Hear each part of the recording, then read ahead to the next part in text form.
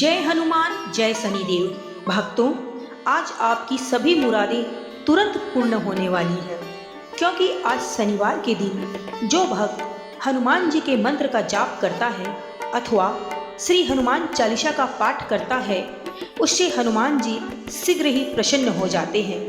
भक्तों, आज आपकी जो भी मनोकामना है उसे हनुमान जी तुरंत पूर्ण करेंगे, क्योंकि कहा जाता है जो भक्त शनिवार के दिन शनिदेव से पहले हनुमान जी की पूजा अर्चना करता है उससे शनिदेव तुरंत ही प्रसन्न हो जाते हैं। इसीलिए भक्तों, आज आप हनुमान जी के मंत्र का अथवा हनुमान चालीसा का पाठ करिए। दोस्तों, अगर आप किसी कारणवश हनुमान मंत्र का जाप नहीं कर सकते हैं तो हम आपके लिए हनुमान जी के मंत्र का जाप कर रहे हैं। आपको करना बस यह है कि आपको अपने मोबाइल में चलाकर इस मंत्र को छोड़ देना है, चाहे घर हो, ऑफिस हो, कहीं भी हो। आपके कानों पे यह मंत्र सिर्फ सुनने मात्र से भी हनुमान जी आप पर प्रसन्न होंगे और आपको आपके मन इच्छा अनुसार धन दौलत का आशीर्वाद देंगे। इसलिए भक्तों, देर ना करते हुए हमारे साथ हनुमान जी के इस पावरफुल मंत्र का स्मरण करिए। लेकिन उससे पहले अगर आपने अभी तक हमारे चैनल को सब्सक्राइब नहीं किया है तो तुरंत कर लीजिए और वीडियो को लाइक जरूर कीजिए। और हाँ भक्तों, कमेंट बॉक्स में जय शनिदेव जय हनुमान जरूर लिखिए, ताकि आपकी मनोकामना हनुमान जी तक और श्री शनिदेव जी तक तुरंत पहुँचे और उनका आशीर्वाद आप पर तुरंत ही बरसने लगे। तो चलिए मित्रों, हमारे साथ इस मंत्र का स्मरण कीजिए, लेकिन ध्यान रखिए कि मंत्र आपको पूरे 108 बार के लिए ही स्मरण करना है। अगर आपने इसका आधा अधूरा जाप किया या सुना तो फिर आपको इसका कोई भी लाभ नहीं मिलेगा। एक बार प्रेम से बोलिए जय श्री राम जय हनुमान। मनोजवं मारुततुल्यवेगं जितेन्द्रियं बुद्धिमतां वरिष्ठं वातात्मजं वानरयूथं मुख्यं श्रीरामदूतं शरणं प्रपद्ये। मनोजवं मारुततुल्यवेगं जितेन्द्रियं बुद्धिमतां वरिष्ठं वातात्मजं वानरयूथं मुख्यं श्रीरामदूतं शरणं प्रपद्ये। मनोजवं मारुततुल्यवेगं जितेन्द्रियं बुद्धिमतां वरिष्ठं वातात्मजं वानरयूथं मुख्यं श्रीरामदूतं शरणं प्रपद्ये। मनोजवं मारुततुल्यवेगं जितेन्द्रियं बुद्धिमतां वरिष्ठं वातात्मजं वानरयूथं मुख्यं श्रीरामदूतं शरणं प्रपद्ये। मनोजवं मारुततुल्यवेगं जितेन्द्रियं बुद्धिमतां वरिष्ठं वातात्मजं वानरयूथं मुख्यं श्रीरामदूतं शरणं प्रपद्ये। मनोजवं मारुततुल्यवेगं जितेन्द्रियं बुद्धिमतां वरिष्ठं वातात्मजं वानरयूथं मुख्यं श्रीरामदूतं शरणं प्रपद्ये। मनोजवं मारुततुल्यवेगं जितेन्द्रियं बुद्धिमतां वरिष्ठं वातात्मजं वानरयूथं मुख्यं श्रीरामदूतं शरणं प्रपद्ये। मनोजवं मारुततुल्यवेगं जितेन्द्रियं बुद्धिमतां वरिष्ठं वातात्मजं वानरयूथं मुख्यं श्रीरामदूतं शरणं प्रपद्ये। मनोजवं मारुततुल्यवेगं जितेन्द्रियं बुद्धिमतां वरिष्ठं वातात्मजं वानरयूथं मुख्यं श्रीरामदूतं शरणं प्रपद्ये। मनोजवं मारुततुल्यवेगं जितेन्द्रियं बुद्धिमतां वरिष्ठं वातात्मजं वानरयूथं मुख्यं श्रीरामदूतं शरणं प्रपद्ये। मनोजवं मारुततुल्यवेगं जितेन्द्रियं बुद्धिमतां वरिष्ठं वातात्मजं वानरयूथं मुख्यं श्रीरामदूतं शरणं प्रपद्ये। मनोजवं मारुततुल्यवेगं जितेन्द्रियं बुद्धिमतां वरिष्ठं वातात्मजं वानरयूथं मुख्यं श्रीरामदूतं शरणं प्रपद्ये। मनोजवं मारुततुल्यवेगं जितेन्द्रियं बुद्धिमतां वरिष्ठं वातात्मजं वानरयूथं मुख्यं श्रीरामदूतं शरणं प्रपद्ये। मनोजवं मारुततुल्यवेगं जितेन्द्रियं बुद्धिमतां वरिष्ठं वातात्मजं वानरयूथं मुख्यं श्रीरामदूतं शरणं प्रपद्ये। मनोजवं मारुततुल्यवेगं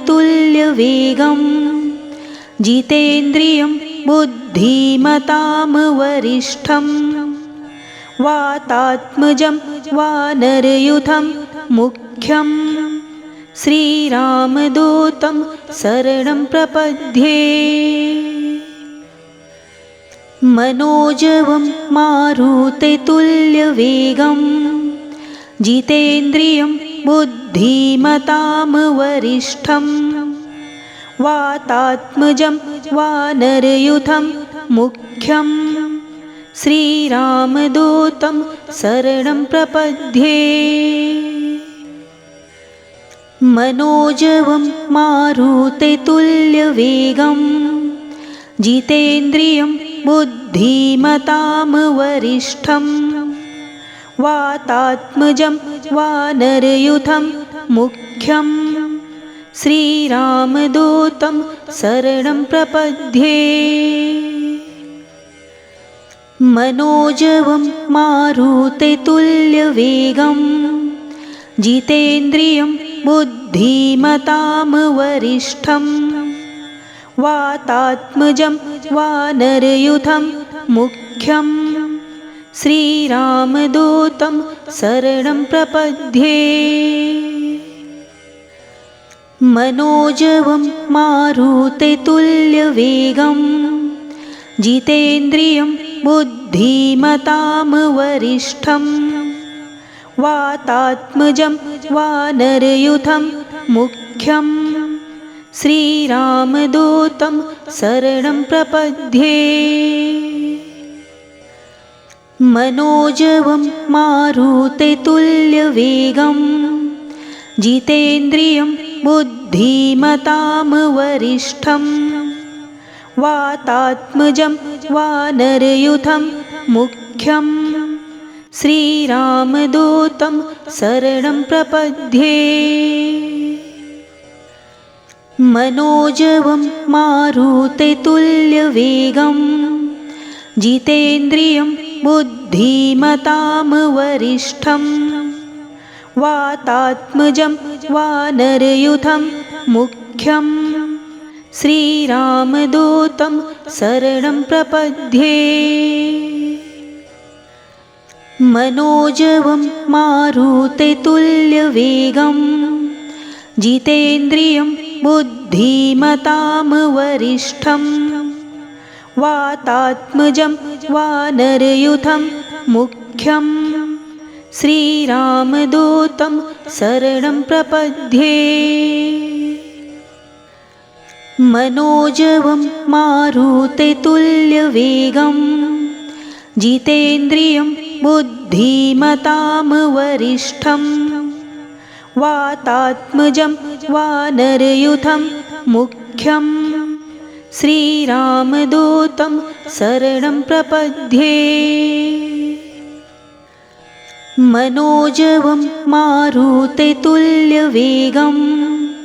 जितेन्द्रियं बुद्धिमतां वरिष्ठं वातात्मजं वानरयूथं मुख्यं श्रीरामदूतं शरणं प्रपद्ये। मनोजवं मारुततुल्यवेगं जितेन्द्रियं बुद्धिमतां वरिष्ठं वातात्मजं वानरयूथं मुख्यं श्रीरामदूतं शरणं प्रपद्ये। मनोजवं मारुततुल्यवेगं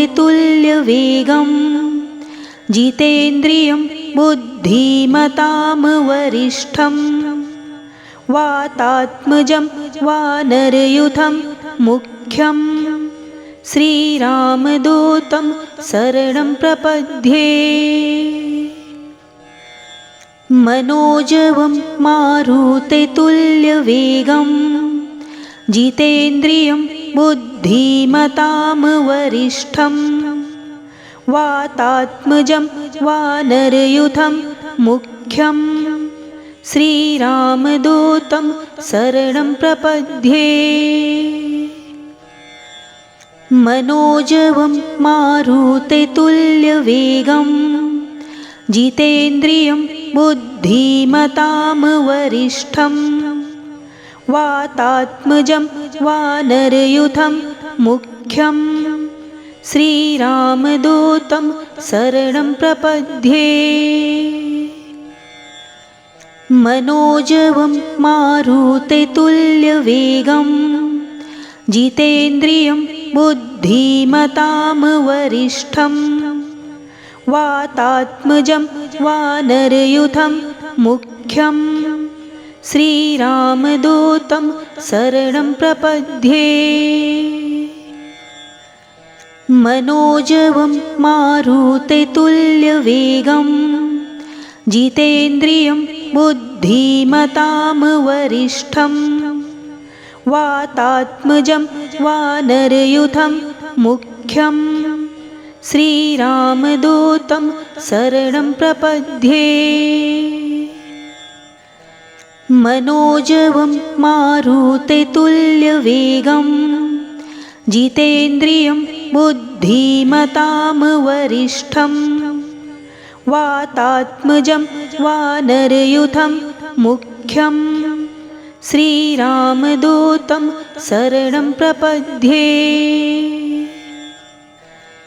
मनोजवं मारुततुल्यवेगं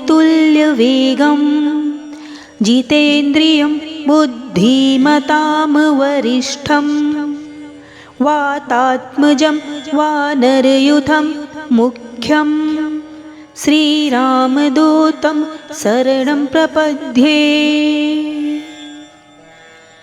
मनोजवं मारुततुल्यवेगं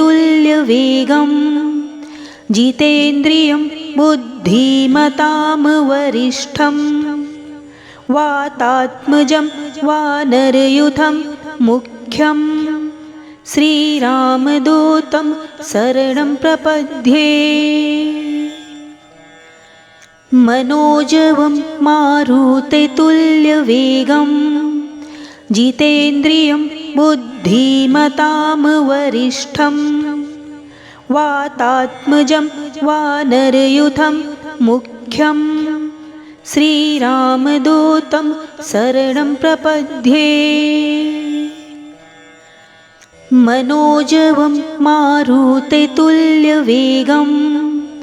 जितेन्द्रियं बुद्धिमतां वरिष्ठं वातात्मजं वानरयूथं मुख्यं श्रीरामदूतं शरणं प्रपद्ये।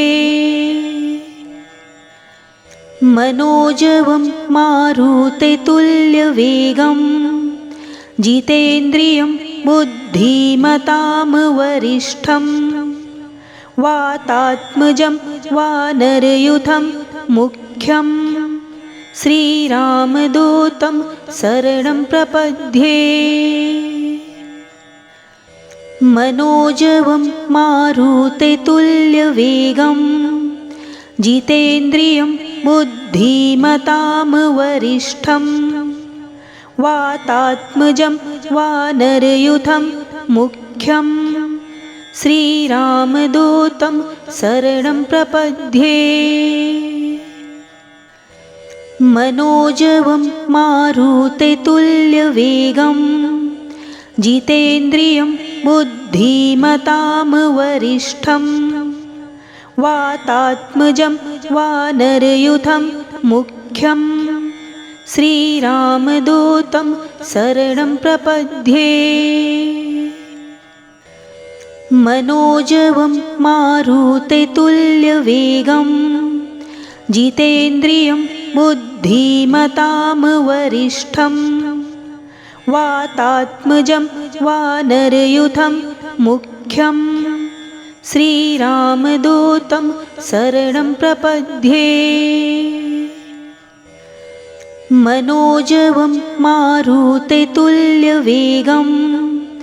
जितेन्द्रियं बुद्धिमतां वरिष्ठं वातात्मजं वानरयूथं मुख्यं श्रीरामदूतं शरणं प्रपद्ये।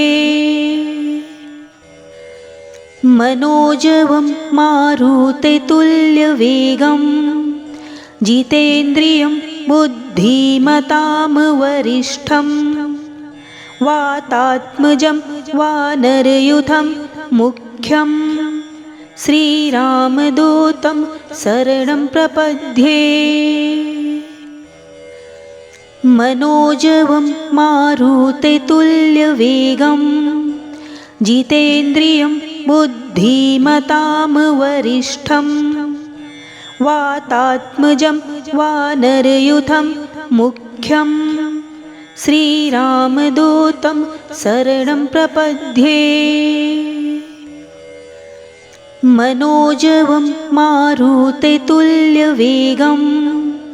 जितेन्द्रियं बुद्धिमतां वरिष्ठं वातात्मजं वानरयूथं मुख्यं श्रीरामदूतं शरणं प्रपद्ये। मनोजवं मारुततुल्यवेगं जितेन्द्रियं बुद्धिमतां वरिष्ठं वातात्मजं वानरयूथं मुख्यं श्रीरामदूतं शरणं प्रपद्ये। मनोजवं मारुततुल्यवेगं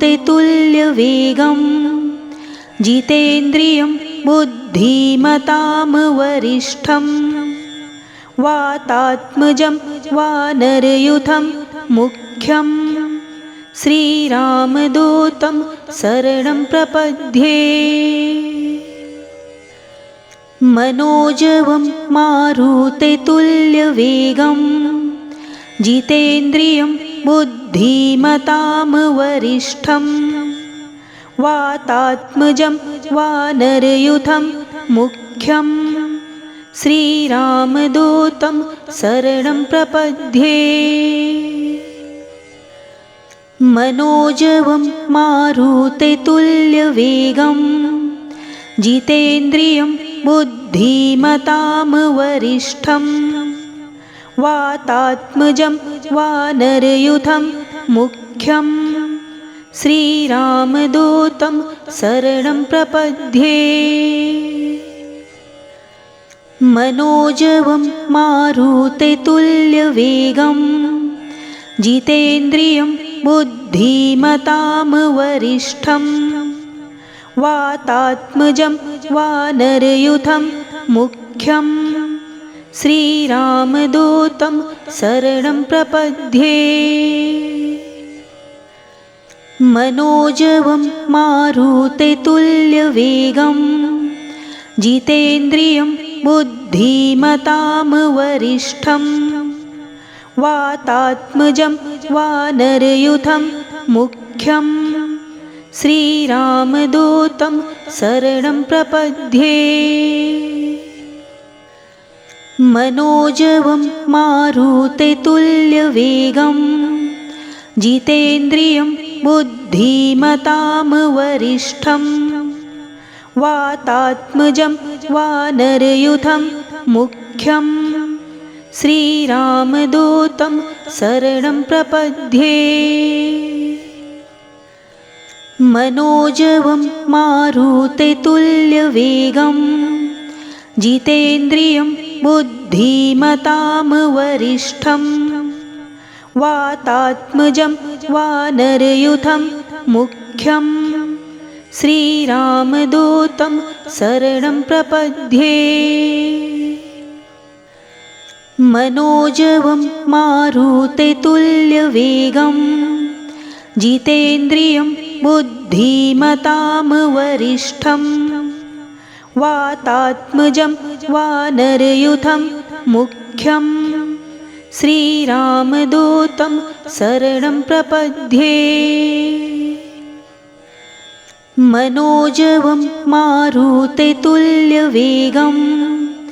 जितेन्द्रियं बुद्धिमतां वरिष्ठं वातात्मजं वानरयूथं मुख्यं श्रीरामदूतं शरणं प्रपद्ये।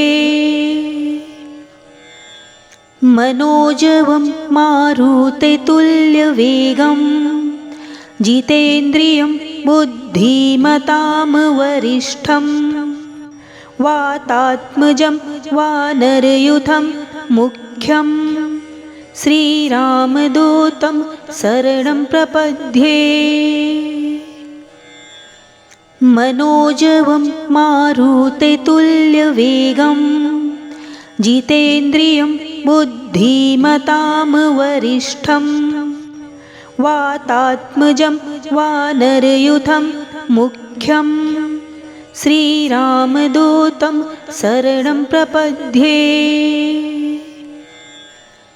मनोजवं मारुततुल्यवेगं जितेन्द्रियं बुद्धिमतां वरिष्ठं वातात्मजं वानरयूथं मुख्यं श्रीरामदूतं शरणं प्रपद्ये। मनोजवं मारुततुल्यवेगं जितेन्द्रियं बुद्धिमतां वरिष्ठं वातात्मजं वानरयूथं मुख्यं श्रीरामदूतं शरणं प्रपद्ये।